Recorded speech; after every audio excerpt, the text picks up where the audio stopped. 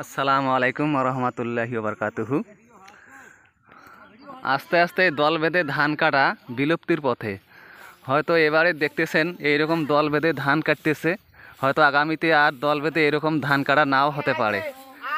কারণ আস্তে আস্তে যে মেশিন এসেছে, তো সেই হিসেবে আর এরকম ধান কাটা আর মানুষের হাতে কাটা হয় না। দেখেন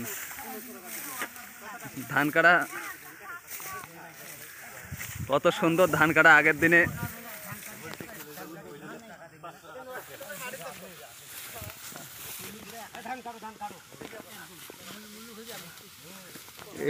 এইরকম ধান কাটা আর আগামীতে নাও হতে পারে, কারণ যে মেশিন এসে গেছে এলাকায়। দেখেন কত সুন্দর একটা পরিবেশ, কৃষক কিভাবে মনের আনন্দে ধান কাটতেছে। কিন্তু এই আনন্দটা আর থাকে না, মেশিন আসার পরে লোকজনের মন খুবই ভারী, কৃষক আর শান্তি পাচ্ছে না কাজ করে। দেখেন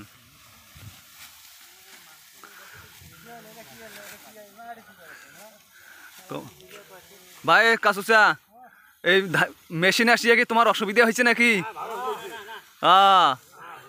মেশিন আসিয়ে তোমার সমস্যা হয়েছে, তাই না? দেখেন আস্তে আস্তে এই ধান কাটা সব আর হাতে কাটা ধান কাটা হবে না আগামীতে, হয়তো এবারেই শেষ এরকম দল বেঁধে কাজ করা।